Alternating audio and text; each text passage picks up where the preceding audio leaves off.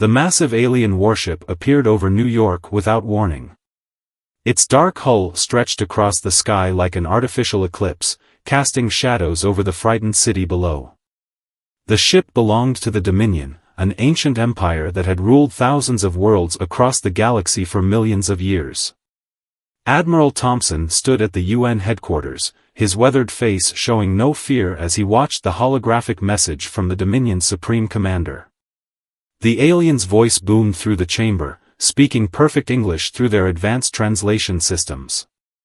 Humans of Earth, your planet now belongs to the Dominion. Submit to our rule, and we will be merciful. Resist, and we will crush you completely.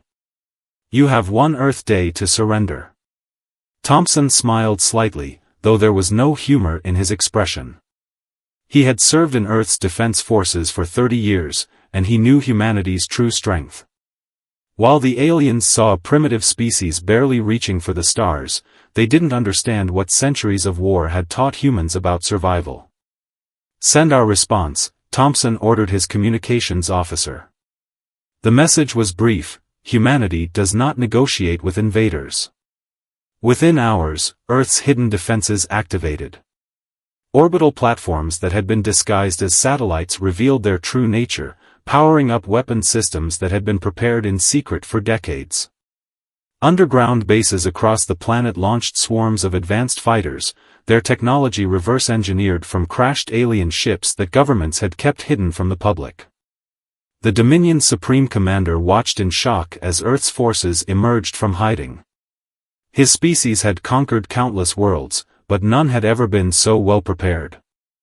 As the first wave of human fighters approached his ship, he realized his terrible mistake. This wasn't a primitive species cowering in fear, this was a civilization that had been waiting for this moment, preparing in secret for the day they would face an alien threat. The battle that followed would become legendary across the galaxy. Human ships, though smaller, moved with impossible precision and aggression. Their weapons, designed specifically to combat advanced alien technology, tore through the Dominion's supposedly impenetrable shields. Thompson watched from his command center as the alien warship erupted in flames. Send a message to all Dominion forces, he ordered. Tell them this is just the beginning. Earth will not stop until every invader is driven from our solar system. We don't negotiate with empires that threaten our freedom. We eliminate them. As news of the battle spread across the galaxy, other species watched in stunned silence. The mighty Dominion, which had never known defeat in its million-year history, had just lost its first battle to a species they had dismissed as primitive. And this was only the beginning of humanity's response. The message was clear: Earth would not bow. Earth would not surrender. And any empire foolish enough to threaten humanity would learn their motto the hard way: no negotiations, only annihilation. The Dominion's High Council gathered in their grand chamber on their capital world, their usual confidence shattered by the unprecedented defeat at Earth. The Supreme Leader, who had ruled for 3 centuries, faced his first real crisis. How, he demanded, his voice echoing through the chamber. How did a primitive species hide such technology from our scouts? Admiral Reed of Earth's Space Force would have laughed if he'd heard their confusion. For decades, humanity had maintained a carefully crafted illusion of technological backwardness. Every public space launch used outdated rocket technology, while the real advanced ships were built in underground facilities beneath the ocean floors. Now, those facilities were launching humanity's true fleet. Massive warships rose from the depths of the Pacific Ocean, their hulls crafted from materials that absorbed all scanning attempts. In the asteroid belt, mining operations transformed into military bases, revealing weapon platforms that had been disguised as simple extraction equipment. Launch Phase 2, Reed commanded from his flagship, the Terran Vengeance.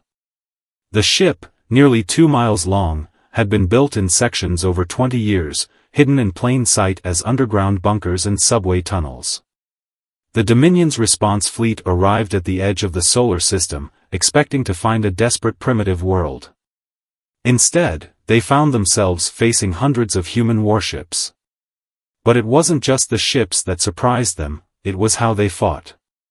While alien species relied on shield technology and energy weapons, humanity had developed along a different path. Their ships used gravitational weapons that twisted space itself, crushing alien vessels like paper. Electromagnetic pulses, specifically tuned to Dominion technology, shut down their advanced systems. "They're running," reported Captain Miller, watching the alien fleet retreat. "Should we pursue?" "No," Reed replied, a grim smile on his face. "Let them spread the word. Let the galaxy know what happens when you threaten Earth." But humanity wasn't done revealing its secrets. Across the planet, more facilities activated. The Great Wall of China opened to reveal a massive linear accelerator cannon. The Sahara Desert sand shifted, exposing a field of quantum communication arrays. The Amazon rainforest canopy split apart as aerospace factories emerged from their decades-long hiding. The Dominion's intelligence chief faced his leaders with terrifying news. "We've discovered why we never detected their advanced technology," he reported. "They didn't develop it recently. They've had it for over a century. Every major conflict on their planet, what they called world wars, was partly a cover for weapons development. They weren't fighting each other, they were preparing for us." The Supreme Leader felt real fear for the first time in his long life. How many more secrets do they have? Back on Earth, Reed reviewed the next phase of humanity's plan. The defensive war was over. Now began the offensive, Operation Exodus. Humanity had spent generations preparing not just to defend Earth, but to take the fight to any species that dared threaten them. "Send the message to all commands," Reed ordered. "Execute Operation Exodus. Show the Dominion why humanity's motto isn't just words. No negotiations. Only annihilation." As thousands more ships emerged from their hidden bases, the galaxy was about to learn why Earth's history of constant conflict had created not just warriors, but survivors who would never again risk their species' extinction. The real war was just beginning. Operation Exodus began with a demonstration of power that shook the Dominion to its core.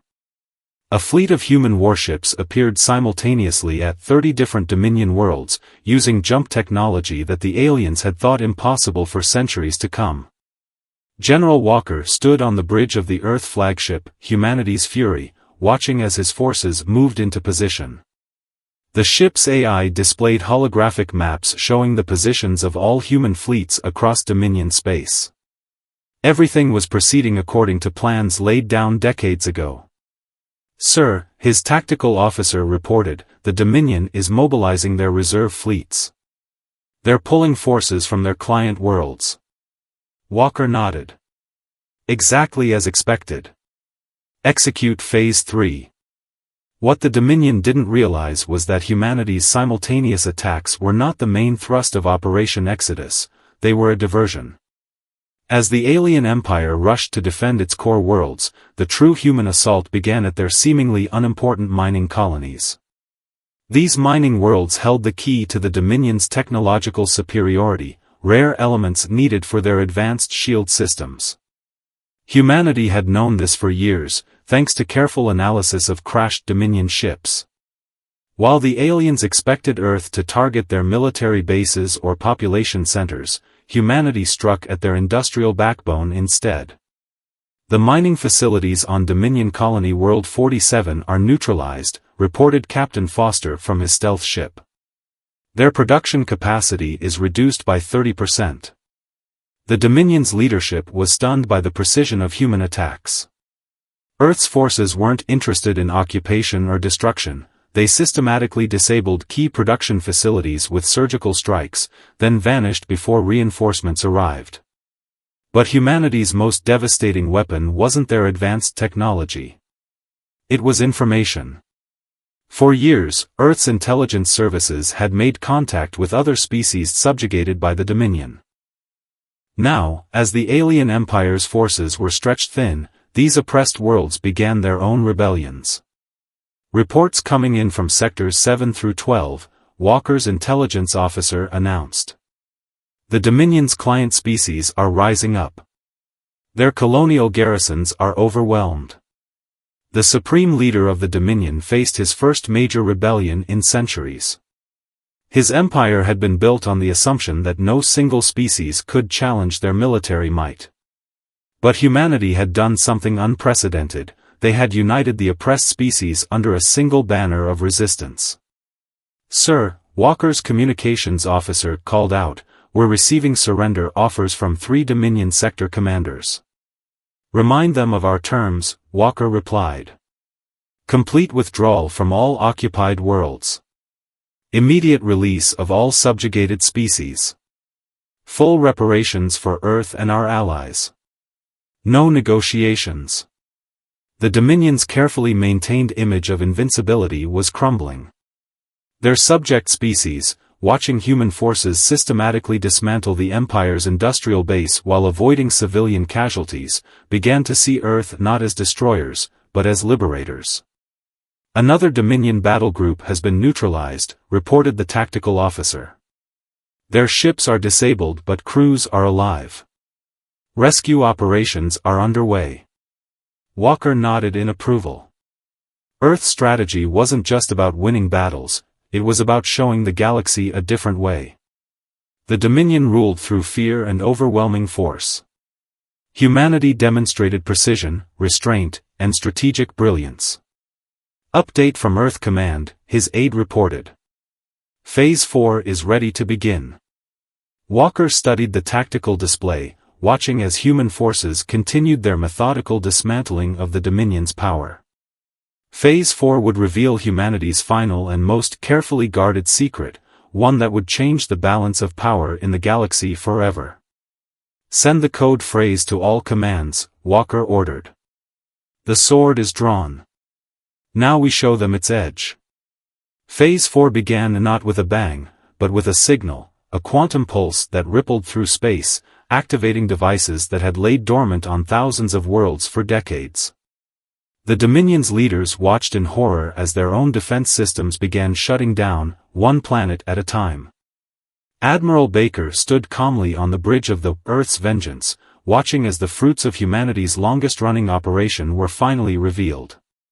"Begin transmission to all species in the galaxy," she ordered. The message that went out was simple but shocking. For 50 years, every piece of Dominion technology sold, traded, or stolen has contained hidden Earth technology. Today, we activate the kill switch. The truth stunned the galaxy. Human agents, disguised as traders from various species, had been seeding modified components throughout the Dominion supply chain for half a century. Every ship, weapon, and defense system they'd built contained these dormant devices. "How is this possible?" the Supreme Leader demanded of his scientists. "Our security protocols were based on looking for advanced technology," his chief scientist interrupted. "The humans hid their controls in what appeared to be primitive circuit elements. We thought we were getting cheap, basic components. Instead, we were accepting Trojan horses." Baker watched as reports flooded in. Across Dominion space, their mighty warships hung powerless. Planetary shields flickered and died. Communication networks went dark. But the civilian infrastructure, power, food, medical systems, remained untouched. The Dominion built their empire on technological superiority, Baker explained to the representatives of formerly subjugated species who had gathered on her ship. "We spent generations making sure that superiority was an illusion." In the Dominion's capital, panic spread through the ruling class. Their mighty empire had been built on the assumption that their technology was unmatched. Now they realized that every device, every weapon, every system they'd built in the past 50 years had been compromised from the start. "Launch the backup fleet," the Supreme Leader commanded. "The ones built with only our original technology." But humanity had anticipated this too. As the Dominion's ancient warships emerged from storage, they found themselves facing not just Earth's forces, but the combined fleets of every species they had ever oppressed. "We didn't just plan for war," Baker announced to the Allied fleet commanders.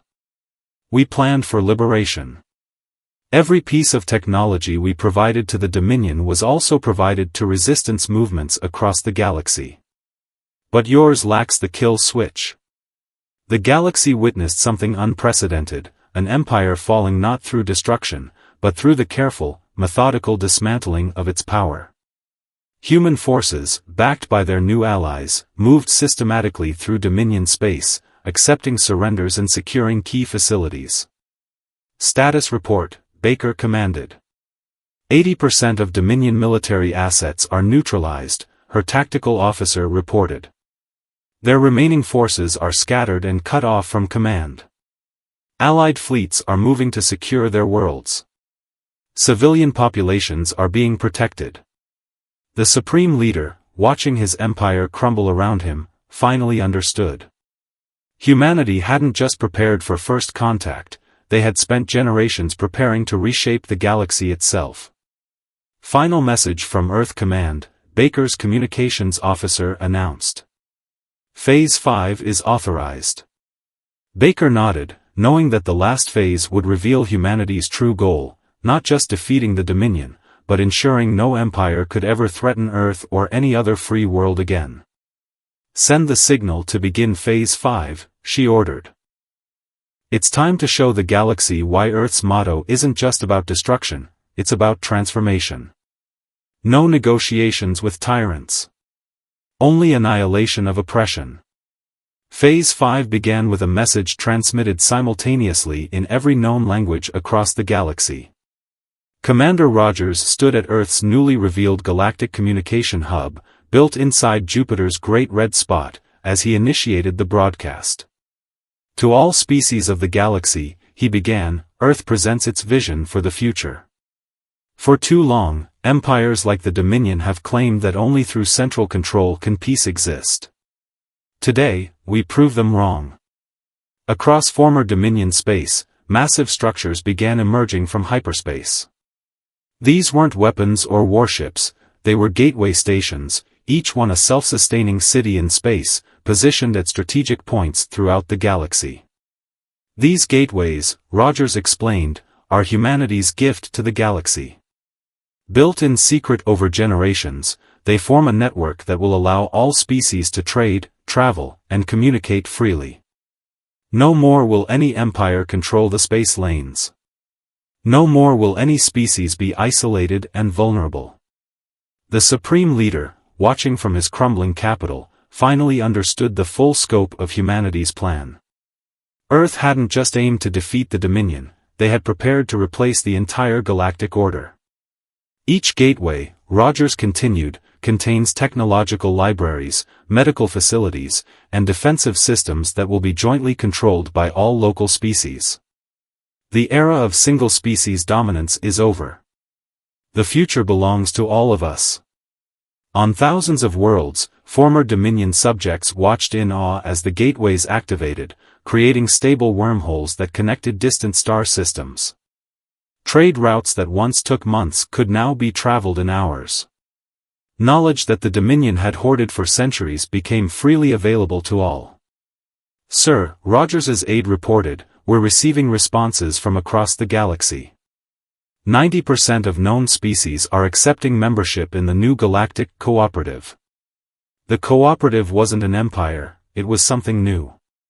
Each member species maintained its independence but shared resources, knowledge, and defensive responsibilities. Earth had designed it based on their own history, learning from both their successes and failures at international cooperation. What about the Dominion's leadership? Rogers asked. Most have surrendered, his security chief replied. They're requesting asylum on their colony worlds. The Supreme Leader and his inner circle are still barricaded in their capital. Rogers nodded. Send them our terms one last time. They can join the cooperative as equals, or they can try to survive alone in a galaxy that's moved beyond their kind of rule. The Gateway Network was already transforming the galaxy. Species that had been kept apart by Dominion policy were meeting for the first time. Trade was flourishing. Scientific cooperation was leading to breakthroughs that benefited all. Message from the Supreme Leader, the communications officer announced. He's accepting our terms. The Dominion is formally dissolving. Their worlds are requesting membership in the cooperative. Rogers allowed himself a small smile. Humanity's greatest victory hadn't come through superior firepower or technology, it had come through offering a better way forward. Signal Earth Command, he ordered. Phase 5 completion confirmed. Begin Phase 6, the implementation of the Galactic Constitution. As the message went out, Rogers reflected on humanity's journey. They had entered the galactic stage appearing weak and primitive, only to reveal themselves as the architects of a new age. Their motto of, "No negotiations, only annihilation," had meant something deeper than mere destruction. It had meant the annihilation of the old order, the end of empire building and species subjugation. "Sir," his aide interrupted his thoughts, "the First Cooperative Council is ready to convene. Representatives from all member species await your opening address." Rogers straightened his uniform. The real work was just beginning. Building a new galactic order would be harder than defeating the old one. But humanity was ready. They had been preparing for this moment for generations. Phase 6 revealed the true depth of humanity's foresight. As Director Wells stood in the newly established Galactic Council chamber on Gateway Prime, she prepared to face humanity's greatest challenge yet, managing peace. "We're detecting unusual energy signatures from the former Dominion capital world," her science officer reported. "They're attempting to activate something massive." Wells wasn't surprised. Earth's intelligence had always suspected the Dominion had one final card to play. Their former Supreme Leader, though officially surrendered, had been too quiet, too accepting of defeat. "Launch the containment fleet," she ordered. "Activate Protocol Omega." What happened next shocked even Earth's allies. Massive rings of energy began emerging from hiding places throughout the solar system. These weren't weapons, they were the most advanced shield technology ever created, capable of containing even a supernova. The Dominion's last resort was exactly what humanity had predicted, a doomsday device built into their capital planet's core. If they couldn't rule the galaxy, they would try to tear it apart in one final act of defiance. "The device is powering up," the science officer reported. "It's some kind of artificial quantum singularity. If it destabilizes, it would create a chain reaction through the Gateway network," Wells finished. "They thought it would destroy our entire system of connected worlds." She allowed herself a small smile. "Exactly as we planned for." As the Dominion device reached critical levels, humanity's containment system activated. The energy rings created a pocket universe around the capital world, isolating it completely from normal space. Message from the Supreme Leader, communications announced. "He's laughing. Says we've trapped ourselves in a no-win scenario. Either we maintain the containment forever, draining our resources, or we let his world destroy everything we've built." Wells opened a channel to the former Supreme Leader. "You still don't understand humanity, do you? We didn't create the containment system to trap you. We created it to give you a choice." She nodded to her technical team. The containment field began projecting images into the pocket universe, scenes from Earth's history. Wars, peace treaties, rebuilding efforts, former enemies becoming allies. "You see, we've faced this moment before," Wells explained. "The choice between mutual destruction and mutual survival. We've stood on the brink of annihilation and chosen to step back. Now it's your turn." The Supreme Leader's voice was uncertain for the first time. "What are you offering?" "The containment field works both ways," Wells explained. "Right now, it's preventing your device from destroying the galaxy. But it can also prevent the galaxy's retribution from reaching you. You have 1 hour to make your choice: trigger your device and live forever in isolation, or disarm it and rejoin civilization as equals."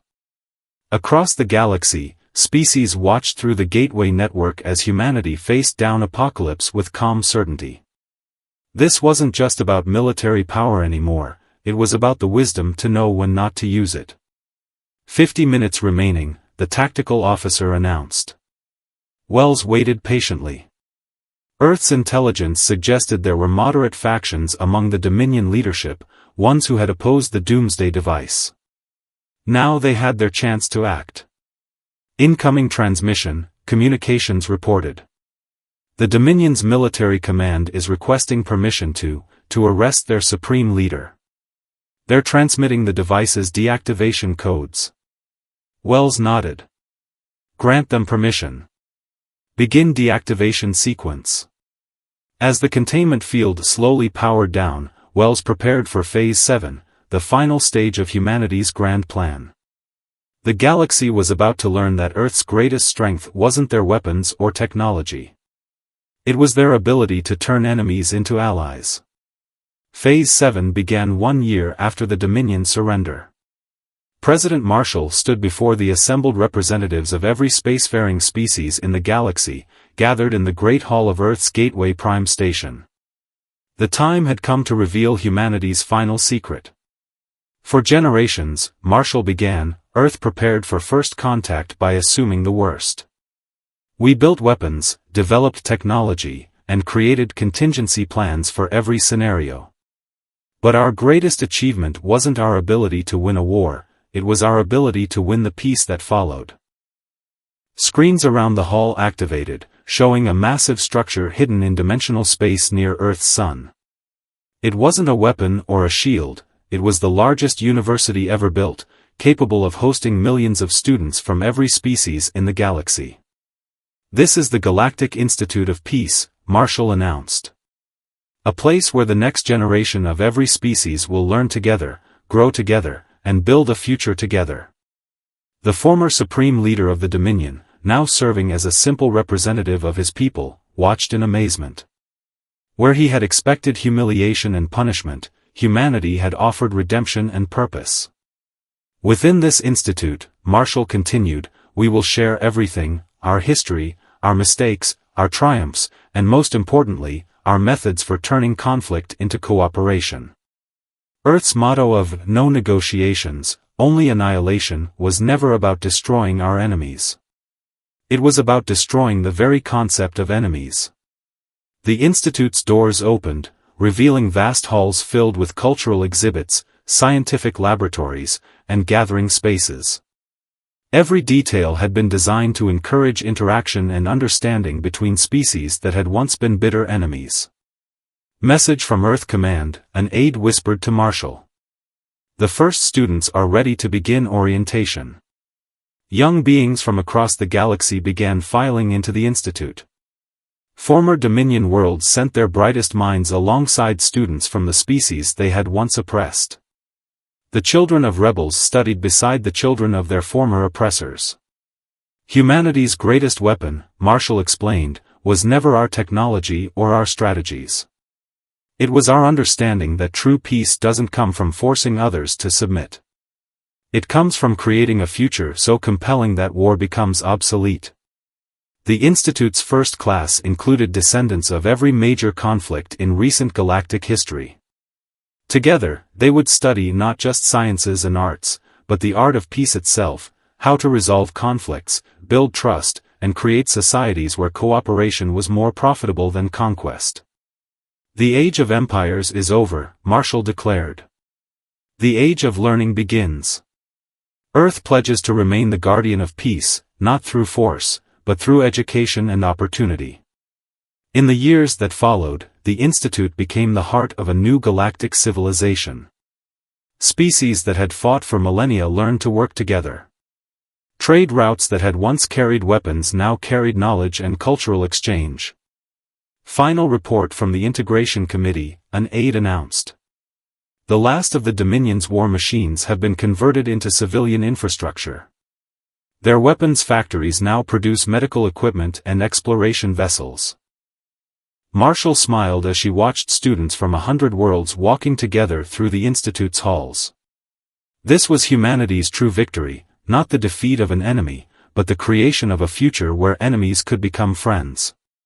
"Send word to Earth Command," she ordered. "Operation Legacy is complete. The galaxy is ready for the next phase of peace." As the message went out, Marshall reflected on humanity's journey. They had entered the galactic stage appearing weak, revealed themselves as strong, but ultimately proved themselves wise. Their motto had evolved from a threat into a promise: no negotiations with hatred and fear, only the complete annihilation of the barriers that kept species apart. The galaxy had learned that humanity's greatest strength wasn't their ability to wage war, it was their capacity to forge peace from the ashes of conflict.